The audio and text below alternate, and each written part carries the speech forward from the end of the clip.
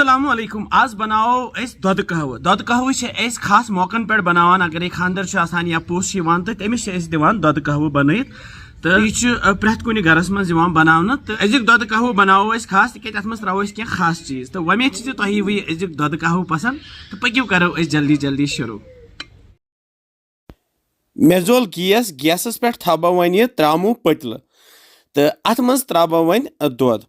दुध त्राबा यथ मज 3 बड़ कप यह बह यन गव दुध इस्तेमाल करान तुम हेक्यू कह दुध इस्तेमाल कर यह अल पल 1 लीटर दुध मे यन इस्तेमाल कोर्मुत तो यह त्राबा यन यह आब कप ओड़ तो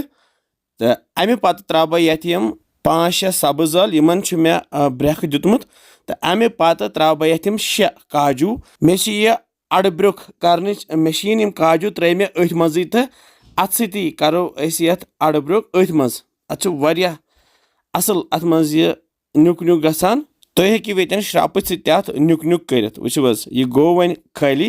तो अमे पत त्रो यथ खोपर खंज कह तो बे त्रोस यह खोपर पाउडर तो बे त्रो यथ यह सब्ज ٲलہٕ पाउडर सब्ज ٲलہٕ त्राय मगर सब्ज ٲलہٕ पाउडर मे मौजूद यह त्रो मे तुम हेक्यू अमे बगैर ते बनयित खाली सब्ज ٲलہٕ योत त्रित तो यह दिमो सही पे खलन वन वुच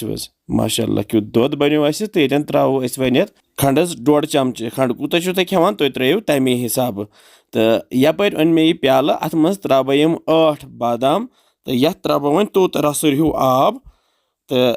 आब त्रित थव पे वन ढकन तो थवान यह वजन 10 मिनट गसित तुलो इन बादामन वन पे यह दिल वुच अत वथ वन पान यह दिल तो करो सारी साफ वुच अमे पत करो इन बादामन नुक नुक यम श्राप जेचर सान ये कह पोस या बोड़ दह तम दह दुध कहवा बनावान तो शौक सान खेवान वुच बादाम वन तैयार यपर अन मे वन यम कप 2 तो यमन मज त्रो यम बादाम यमन नुक नुक कोर तो अमे पत सोन यह दुध तैयार वुच जबरदस्त दुध बनो तो वालोन यम गैस पे तो फिरहन यह दुध यमन कपन मज आहा जबरदस्त माशाअल्लाह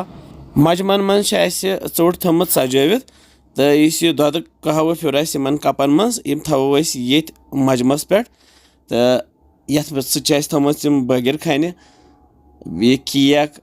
यम शिरमाल यह ब्या कस्म बगर खन तो अथी चमहन अजुक खास दुध कहवा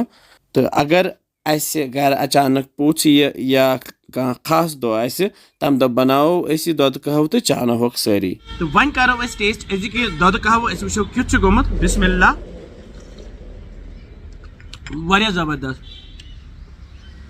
तचहन त बगर खन शिरमाल केक मे वारिया पसंद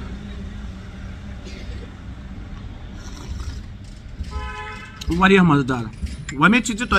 दुध कहवा पसंद आमुत तुम ते बनइजो बे वनान क्या बसान तुम सान रेसिपीज इंशाल्लाह समखो बे किसन मजेदार रेसिपीन तुम थो पन ख्याल बिहू रबस हवाल अस्सलाम वालेकुम।